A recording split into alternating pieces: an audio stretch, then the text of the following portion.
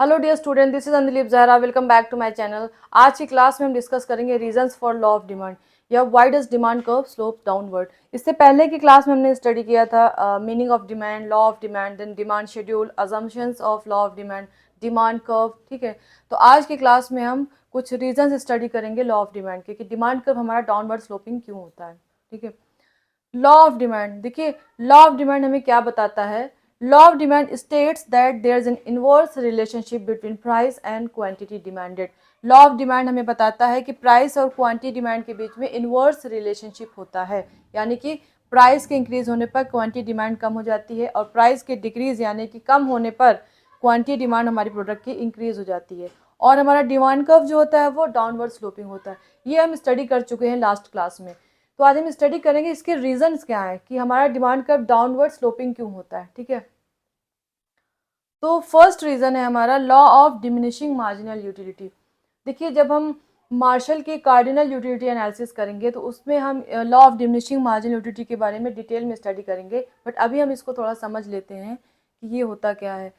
तो according to this law, as more and more units of a commodity is consumed, the utility derived from each successive unit declines. देखिए, ये law हमें क्या बताता है कि जैसे ही किसी भी कमोडिटी की हम एडिशनल यूनिट कंज्यूम करते हैं तो उससे मिलने वाला जो सेटिस्फैक्शन है, उससे मिलने वाली यूटिलिटी, यूटिलिटी मीन सेटिस्फैक्शन, तो उससे मिलने वाला जो सेटिस्फैक्शन है वो कम होता जाता है।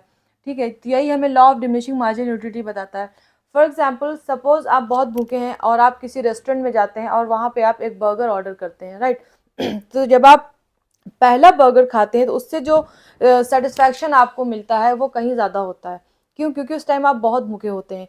फिर आप दूसरा बर्गर ऑर्डर करते हैं, दूसरा बर्गर खाने पे आपको उतना सेटिस्फैक्शन नहीं मिलता क्योंकि आपकी भूख या तो कम हो गई या तो कम्प्लीटली ख़त्म हो चुकी है। तब आपको तीसरे बर्गर की रिक्वायरमेंट नहीं लग रही है, राइट। तो यही हमें law of diminishing marginal utility बताता है कि जैसे आपने एडिशनल यूनिट कंज्यूम की किसी भी कमोडिटी की, जैसे आपने यहाँ पे बर्गर कंज्यूम किया तो पहले बर्गर खाने पर जो आपको सेटिस्फैक्शन मिला, दूसरे बर्गर खाने पे आपको उतना सेटिस्फैक्शन नहीं मिलेगा। क्यों? क्योंकि आपकी हंगर जो है सेटिस्फाई हो चुकी है, आपकी भूख जो है कम हो चुकी है।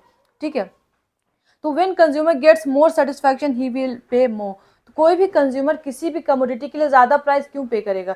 जब उससे उसको ज़्यादा सेटिस्फैक्शन मिल रहा होगा, right. But here for every additional units his satisfaction decreases, so he will not पे मोर। अब यहाँ पे क्या हो रहा है, जैसे ही कंज्यूमर ने बर्गर की एडिशनल यूनिट ली उसका सेटिस्फैक्शन कम हो गया, उसका सेटिस्फैक्शन कम होता चला गया, तो अब वो उसके लिए ज़्यादा प्राइस नहीं पे करेगा। जब अब वो एक एक्स्ट्रा बर्गर नहीं खरीदेगा या उसके लिए ज़्यादा प्राइस नहीं पे करेगा। तो एक ही कंडीशन है कि वो एक एक्स्ट्रा बर्गर खरीदे जब उसकी प्राइस कम हो जाए। देखिए, लॉ ऑफ डिमांड में हम यही स्टडी करते हैं कि प्राइस के कम होने पर क्वांटिटी डिमांड बढ़ जाती है। तो अगर सपोज उसके पास ऑफर आता है कि सर 2 बर्गर लेने पर एक बर्गर पर यानी कि तीसरे बर्गर पे 50% ऑफ है या फिर तीसरा फ्री है, तब वो कंज्यूमर तीसरा बर्गर भी खरीद लेगा ना कि चलो इससे किसी को दे देते हैं क्योंकि हमें 50% ऑफ पर मिल रहा है, राइट। तो law of diminishing marginal utility भी एक रीज़न होता है हमारी डिमांड कर्व के डाउनवर्ड स्लोप करने में। ठीक है, ये फर्स्ट रीज़न है। सेकेंड है सब्स्टिट्यूशन इफेक्ट। देखिए, substitution effect refers to substitution of one commodity for the other when it becomes relatively cheaper. Substitution effect क्या होता है? दो सब्स्टिट्यूट गुड्स होते हैं तो जिसको हम एक के बदले में कंज्यूम कर सकते हैं। तो जब एक प्रोडक्ट की प्राइस कम होगी तो हम दूसरे प्रोडक्ट का कंजम्पशन स्टार्ट कर देंगे, राइट। देखिए, in case of such goods, increase in price of one causes increase in demand for the other and decrease in price of one causes decrease in the demand for other. देखिए, substitution effect या substitute goods के case में क्या होता है? Suppose coffee और T एक substitute goods हैं, तो इस केस में क्या होगा? सपोज 250 ग्राम कॉफ़ी और 250 ग्राम की हमें टी हमें 140 रुपीज़ में मिल रही है। तो अगर कॉफ़ी की प्राइस इंक्रीज हो जाती है 150 से, अगर वो 160 हो जाती है, तो कॉफ़ी टी के कंपैरिजन में रिलेटिवली महंगी हो जाएगी, यानी टी जो है रिलेटिवली चीपर हो जाएगा। तो कंज्यूमर क्या करे? कॉफ़ी की जगह वो टी को कंज्यूम करना स्टार्ट कर देगा। क्यों? क्योंकि कॉफ़ी के कंपैरिजन में टी सस्ता हो गया है और कॉफ़ी क्या है, इसके कंपैरिजन में महंगी हो गई है। वहीं पे अगर कहीं कॉफ़ी की प्राइस डिक्रीज हो जाती है तो टी की डिमांड जो है, टी का कंजम्पशन कम हो जाएगा। क्यों? क्योंकि अब कॉफ़ी की प्राइस कम हो गई तो कंज्यूमर टी की डिमांड को कम कर देगा, वो कॉफ़ी की डिमांड को बढ़ाएगा ना, क्योंकि अब टी यहाँ पर रिलेटिवली जो है महंगी हो गई कॉफ़ी के कंपैरिजन में, ठीक है। तो सब्स्टिट्यूशन इफेक्ट में क्या होता है, दो प्रोडक्ट के क्वांटिटी, डिमांड और प्राइस में पॉजिटिव रिलेशनशिप होता है, ठीक है। तो इस केस में the consumer will shift from the consumption of coffee to the consumption of tea. तो जब कॉफ़ी की प्राइस इंक्रीज हुई तो कंज्यूमर क्या करेगा, वो टी की डिमांड बढ़ा देगा। क्यों? क्योंकि टी जो है कॉफ़ी के कंपैरिजन में सस्ती हो गई है, ठीक है।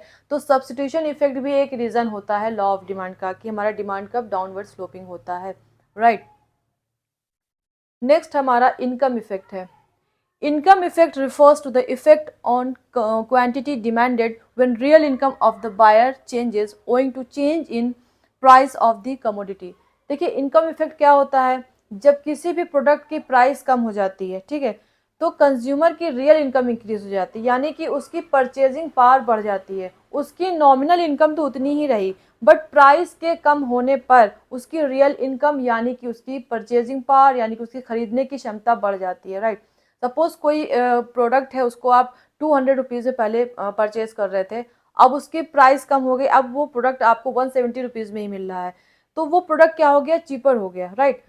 30 रुपीज़ से वो प्रोडक्ट चीपर हो गया, तो आपके पास इनकम उस प्रोडक्ट के लिए तो 200 रुपीज़ ही है। तो जब आप उस प्रोडक्ट को परचेज करने जा रहे हैं तो आप ज़्यादा क्वांटिटी उस प्रोडक्ट की परचेज कर पा रहे हैं। क्यों? क्योंकि आपकी परचेजिंग पावर बढ़ गई, आपकी रियल इनकम बढ़ गई है। तो इनकम इफेक्ट भी एक रीज़न होता है लॉ ऑफ डिमांड के लिए। हमारा डिमांड कर्व जो डाउनवर्ड स्लोपिंग होता है उसका एक रीज़न इनकम इफेक्ट भी होता है। नेक्स्ट है हमारा साइज ऑफ कंज्यूमर ग्रुप या additional consumer. So when price of a commodity falls many more buyers can afford to buy it who were not in a position to buy it earlier. देखिए बहुत सारे goods ऐसे होते हैं जो कि काफ़ी कॉस्टली होते हैं और बहुत सारे कंज्यूमर्स उसको परचेज करना चाह रहे होते हैं, बट क्योंकि वो उसे अभी अफोर्ड नहीं कर पा रहे हैं उस प्रोडक्ट को, इसलिए उसको परचेज नहीं कर सकते। फॉर एग्ज़ाम्पल बहुत सारे मोबाइल फ़ोन्स हैं जो काफ़ी कॉस्टली हैं और बहुत सारे कंज्यूमर्स हैं जो उस मोबाइल फ़ोन को ख़रीदना चाह रहे हैं, बट उसके हायर प्राइसेस की वजह से उसको परचेज़ नहीं कर रहे हैं। लेकिन जैसे ही वो XYZ जो मोबाइल फ़ोन है उसका अगर प्राइस कम होता है, राइट, तो बहुत सारे कंज्यूमर्स जो उसको पहले परचेज़ नहीं कर पा रहे थे, now they are in position to purchase, अब वो उस मोबाइल फ़ोन को परचेज़ कर सकते हैं। क्यों? क्योंकि उसकी प्राइस जो है कम हो गई। तो इसकी वजह से भी जैसे प्राइस फॉल होती है, क्वांटिटी डिमांड जो है किसी प्रोडक्ट की बढ़ जाती है। और old consumers also start demanding more due to its reduced price. और जो पुराने कंज्यूमर्स होते हैं, जो उस प्रोडक्ट के पुराने कंज्यूमर्स होते हैं, वो भी उसको बाय करना शुरू कर देते हैं क्योंकि उसकी प्राइस कम हो गई है, ठीक है। Next different uses. देखिए a good may have several uses. बहुत सारे गुड्स ऐसे होते हैं जिसके बहुत सारे यूजेस होते हैं। Milk for example is use in making curd, cheese and butter. अब मिल्क को ही ले लीजिए, मिल्क को हम मिल्क के फॉर्म में भी यूज़ करते हैं और उसको बहुत सारी चीज़ों को बनाने के लिए भी यूज़ करते हैं, जैसे कि कर्ड, चीज़, बटर, या बहुत सारे डेजर्ट हम मिल्क से प्रिपेयर करते हैं। तो if price of milk reduces it will be put to different uses, accordingly demand for milk expand. तो अगर जब मिल्क की प्राइस कम हो जाएगी तो इसको अलग अलग यूज़ में लोग जो है इस्तेमाल करना शुरू कर देंगे। क्यों? क्योंकि इसकी प्राइस कम हो गई है। अब इससे बहुत सारे वो डिज़र्ट प्रिपेयर कर सकते हैं ना, चीज़ बना सकते हैं या बटर बना सकते हैं। लेकिन अगर इसकी प्राइस डिक्रीज़ होने के बजाय इंक्रीज़ कर गई तो मिल्क की क्वांटिटी डिमांड कम हो जाएगी। अब लोग इसकी जो कुछ इंपॉर्टेंट यूजेस है वहीं पर इसे यूज़ करेंगे। क्यों? क्योंकि इसकी प्राइस बढ़ गई है। तो किसी भी प्रोडक्ट के डिफरेंट यूजेस जो है उसके प्राइस में फ्लक्चुएशन भी एक रीज़न है हमारे लॉ ऑफ डिमांड के होल्ड करने का, ठीक है। तो that's all for today, thank you very much.